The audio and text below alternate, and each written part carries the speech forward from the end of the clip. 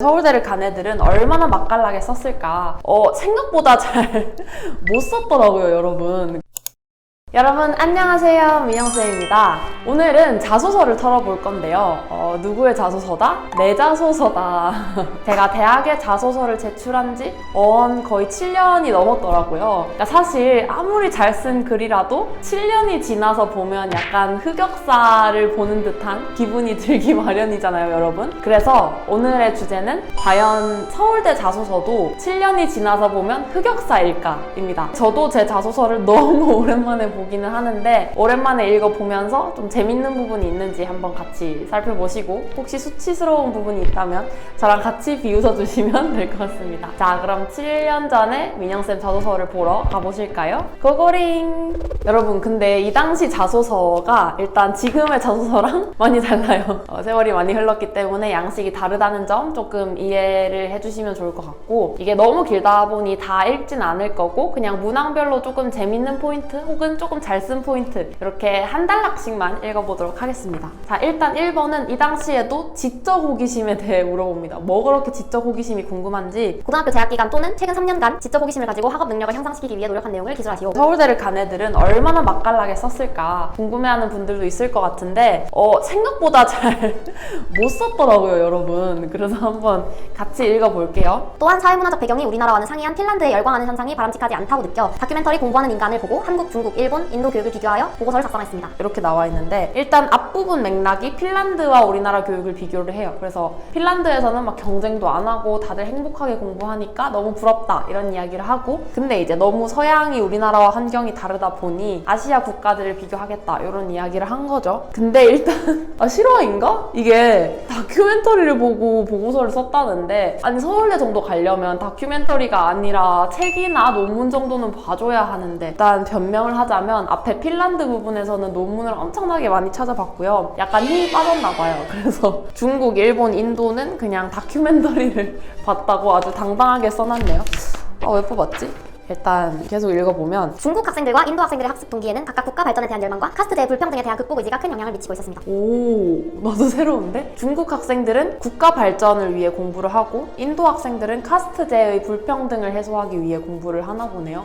저는 뭔가 불평등 해소다 아니면 국가의 발전을 생각해 본 적은 한 번도 없는데 이건 좀 흥미롭긴 하네요. 제 기억으로는 우리나라 학생들도 막 본인이 공부가 좋아서 하는 경우는 잘 없었고, 부모님의 기대나 아니면 친구들과의 비교? 이렇게 좀 공동체와 관련된 동기가 좀 많았던 것 같아요. 그래서 계속 읽어보면 전반적으로 동양 학생들이 공동체적 사명감을 갖고 열심히 공부한 것이 국가 성장의 동력이 되었지만 내적 동기가 부족한 학생들은 결국 지칠 수밖에 없겠다는 생각이 들었습니다. 비록 다큐를 봤지만 깨달은 점은 열심히 이렇게 꾸민 걸 볼 수가 있고, 이 부분은 저는 지금도 생각이 똑같아요. 사실 제가 많은 중고등학생들의 이야기를 듣지만 정말 특정 학문이 좋다거나 어떤 과목이 재밌어서 공부를 한다는 이야기는 사실 잘 없고, 집에서 대학을 가라고 하니까, 사회에서 대학을 잘 가야 좋다고 하니까, 사회에서 의대를 가라고 하니까 공부를 한다, 이렇게 좀 외적인 동기로 인해 공부하는 학생들을 많이 봤던 것 같아요. 사실 그러면은 지칠 수밖에 없죠. 재미없는 게 당연하고. 지금도 생각은 좀 비슷합니다. 조금 안타깝다는 느낌은 있죠. 1번은 사실 학술적인 이야기라서 이거 말고는 재밌는 내용은 없긴 해요. 그래서 1번은 여기까지만 읽고 2번을 읽어보도록 하겠습니다. 자, 2번은 고등학교 재학기간 동안 했던 활동 중 가장 의미가 있다고 생각하는 활동을 3개 써라, 이렇게 나와 있어요. 아니 근데 의미가 있는 활동이 3개나 될 일이 있습니까, 여러분? 그냥 학교 맨날 똑같이 다니는 건데 무슨 의미 있는 활동이 3개나 돼요. 그래서 이때 되게 짠했던 기억이 있는데 여러분도 공감하시죠? 제가 이미 유클에서도 얘기한 적이 있지만 아무래도 급식 포상제가 조금 특이한 활동이었어서 그거를 읽어보도록 하겠습니다. 상상을 초월하는 약간 과장하는 것 같은데, 상상을 초월하는 급식실의 잔반량은 학교에 큰 문제였지만 학생들은 이에 무관심하고 무지했습니다. 당연하죠. 음식물 쓰레기에 누가 관심을 가져요. 그래서 학생들에게 문제의식을 심어주고 싶었고, 학생들의 힘으로 이 문제를 해결하고 싶은 마음에 부회장으로서 급식 포상제를 시행했습니다. 처음에는 목표 잔반량을 제시하고 달성 시 절약되는 잔반 처리 비용으로 간식을 지급하는 방식으로 진행했으나 실패했습니다. 이때 뭐였냐면 그 음식물 양을 줄이면 돈이 절약이 되니까 그걸로 간식을 주겠다고 했어요. 근데 애들이 뭐 누군가는 줄이겠지 이렇게 생각하고 딱히 적극적으로 안 했던 것 같아. 그냥 비슷하게 음식을 남겼던 거죠. 그래서 보란듯이 첫 번째 때 실패를 했습니다. 그리고 실패한 경험을 아주 당당하게 썼죠. 학생들의 호응을 얻기 위해 제도의 수정을 거듭한 결과 목표 잔반량을 0kg으로 설정하는 가장 성공적인 방식을 찾아냈습니다. 오, 이건 좀 새롭네. 목표 잔반량을 조금씩 줄였는데 이게 0kg라고 설정하지 않는 이상 다른 애들이 할 거라 생각하고 좀 수동적으로 임하더라고요. 그래서 아예 파격적으로 그냥 남기지 마라, 그냥 다 먹어라 이렇게 했던 것 같아요. 처음에는 모두가 무모한 목표라고 부정적 반응을 보여 그 취지를 설명하고자 급식 포상제를 시행하는 이유를 적은 포스터를 게시했습니다. 잔반량을 줄이면 잔반 처리 비용도 줄고 균형 잡힌 식사를 할 수 있으며 0kg를 목표로 하면 책임을 피해가는 사람 없이 모두가 협력해야 한다고 학생들을 설득했습니다. 그 결과 잔반량은 한 끼 평균 18kg으로 작년에 비해 약 45kg이 줄어든 성과를 거뒀습니다. 이때는 진짜 잘했던 것 같다. 그래서 제가 생각했을 때 여기서의 포인트는 좀 사실 활동은 단순하잖아요. 음식물 쓰레기 줄이기 얼마나 단순한 활동이에요. 근데 자소서니까 막 한 끼 평균 몇 킬로그램인지 숫자로도 제시하고 포스터 내용이 뭔지도 이렇게 억지로 열심히 써놓고 했던 거죠. 그래서 여러분도 좀 평범할 수 있는 활동도 자소서에 좀 화려하게 쓰는 건 좋은 시도라고 생각이 드네요. 그리고 뒷부분을 보면 이를 통해 사소한 문제도 그냥 지나치지 않고 적극적으로 조사하고 확인하는 통찰력과 적극성을 키우고 더 나아가 이를 해결하기 위해 600명의 전교생의 변화를 이끌어내는 리더십을 발휘했습니다. 이 부분은 너무 수치스러운데? 제가 제 입으로 리더십을 발휘했다, 통찰력과 적극성을 키웠다, 아주 그냥 난리가 났네요. 칭찬을 못해서 안달이 난 사람 같은데 열심히 했다. 어쨌든 이 부분은 조금 쪽팔리네. 여기까지 2번. 자, 그럼 이제 3번을 읽어볼 텐데 여러분 아시죠? 서울대 3번만 조금 특이했던 거, 책을 골라서 쓰는 문항으로 좀 악명이 높죠. 그래서 저도 똑같은 과정을 거쳤고, 자, 일단 문항부터 읽어보면 고등학교 재학 기간 동안 읽었던 책 중 자신에게 가장 큰 영향을 준 책을 3권 이내로 선정하고 그 이유를 기술하여 주십시오. 저에게 영향을 미친 책은 없었어요. 책을 그냥 읽는 거지 누가 영향을... 저는 그렇게까지 막 열심히 책을 읽는 학생은 아니었기 때문에 일단 없었고, 근데 어떡해요. 영향을 미친 책을 쓰라니까 책을 찾았죠. 좀 특이하고 재밌는 책을 열심히 억지로 찾았던 것 같고, 그리고 또 하나, 여기 책을 3권 이내로 선정하고 라고 돼 있는데 칸이 3개 있으면 3개를 다 채우게 되잖아요. 3권 이내라는 건 의미가 없죠. 사실 3권 이내라고 한다고 진짜 2권 쓰고 이랬던 학생들 없겠죠. 그래서 하나는 좀 교육 관련된 걸 썼고 하나는 봉사 관련된 걸 썼고 하나를 아예 뜬금없이 시집을 썼었어요. 그래서 시집 부분을 좀 읽어볼게요. 고슴도치의 마을. 진짜 전공이랑 1도 관련 없는 시집을 썼고, 읽어보면 거봐 너도 국어지. 최승호의 국어를 읽고 국어들이 부르짖는 말에 가슴이 먹먹했습니다. 먹먹했구나. 화자가 냉소적으로 비판하는 빛나지 않은 막대기 같은 국어가 입시에 매몰되어 획일적으로 공부하는 우리들 같아 공허해졌습니다. 한편으로는 열심히 공부하는 우리를 객관적으로 묘사하면 저런 국어에 지나지 않는다는 생각에 분하고 서글펐습니다. 시를 통해 수험생으로서 느끼는 공허감을 위로받고 능동적인 학습 태도를 갖도록 자극도 받았습니다. 항상 밑줄을 긋고 설명을 적으며 분석했던 시를 그냥 읽으니 낯설었습니다. 하지만 틀에 박힌 감상을 강요당하지 않아 스스로 해석하며 시를 읽었고 더 크게 공감했습니다. 이거는 그냥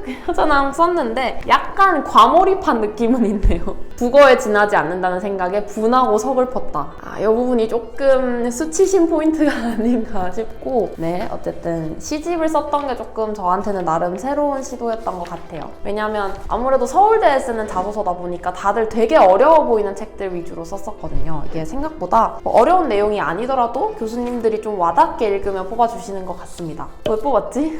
자, 그 다음 마지막 4번을 읽어볼 텐데요. 4번이 이 당시에 빡치는 문항이었어요. 왜냐면 봐봐요. 다음 중 하나의 주제를 선택해서 구체적으로 쓰라. 문항을 선택하라는 거예요. 고등학교 시절 겪었던 어려움과 그것을 극복하기 위한 노력이나 서울대학교 학생으로서의 사회적 기여와 책임 둘 중에 골라 쓰라 하면, 아니 정해져도 쓰기 어려운 게 자소서인데 문항까지 고르라 하면 저희가 혼란스럽습니까? 안 혼란스럽습니까? 교수님들? 그래서 저는 사회적 기여와 책임은 너무 어려운 문제라고 생각했기 때문에 고등학교 시절 겪었던 어려움을 선택을 했죠. 그래서 이 부분을 읽어보면 외고에 다니던 저는 전교 2등이라는 높은 내신을 포기하고 2학년 때 국제고로 전학을 왔습니다. 이 전교 2등에서 성적이 당연히 떨어졌으니까 2등이라는 걸 자랑을 하고 싶었나 봐요. 그 당시에 제가. 국제고의 수업 방식은 기존의 것과 너무나도 달라 큰 혼란으로 다가왔고 생소한 경쟁 방식은 자신감 상실로 이어져 2학년 6월 모의고사 성적은 영어 외에 모두 2등급으로 떨어졌습니다. 사실 내신이 떨어지는 건 말이 되는데 모의고사가 떡락할 이유는 없거든요.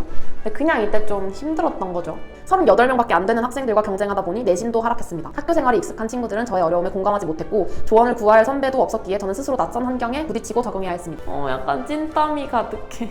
약간 찐따스러운 이 비굴한 모습. 과제로 주어지는 소논문 작성과 세미나 개최 그리고 기본적인 공부를 모두 소화하기 위해서는 시간을 최대한 확보하는 것이 중요했습니다. 스마트폰을 없애고 기숙사 기상시간 전 1시간과 식사 시간을 틈새 시간으로 활용하여 하루 3시간을 추가로 얻었습니다. 이때 좀 애썼던 것 같아. 근데 애쓴 건 맞는데 약간 너무 TMI 느낌 아닌가요? 자소서에 쓰기에는? 이거는 약간 플래너나 일기에 쓸 법한 이야기인 것 같은데 제가 별 TMI를 다 썼네요. 모의고사는 이때가 약간 옛날 바이브인데 이 당시에는 생기부랑 자소서에 모의고사 성적을 쓸 수가 있었어요. 수시에 수능 최저가 반영이 안 되면 수능이랑 상관없이 뽑잖아요. 근데 뭔가 어필을 하고 싶었던 거지. 내가 내신이 낮더라도 모의고사 괜찮다를 어필하려고 생기부랑 자소서에 계속 모의고사 성적을 썼던 것 같아요. 요즘이랑은 조금 느낌이 다르죠. 그리고 이 부분이 조금 재밌는데 그리고 전학 온 지 4달 만에 전교 부회장에 도전했습니다. 교실과 기숙사에서 친구들은 물론 안면이 없는 선후배들을 찾아가 인사를 나누며 선거운동에 적극적으로 나섰습니다. 인지도가 없어 오로지 공약으로 승부해야 했기 때문에 공약으로 내세운 급식 포상제에도 신중을 가했습니다. 그 결과 당선된 전교 부회장의 역할도 성공적으로 이행했습니다.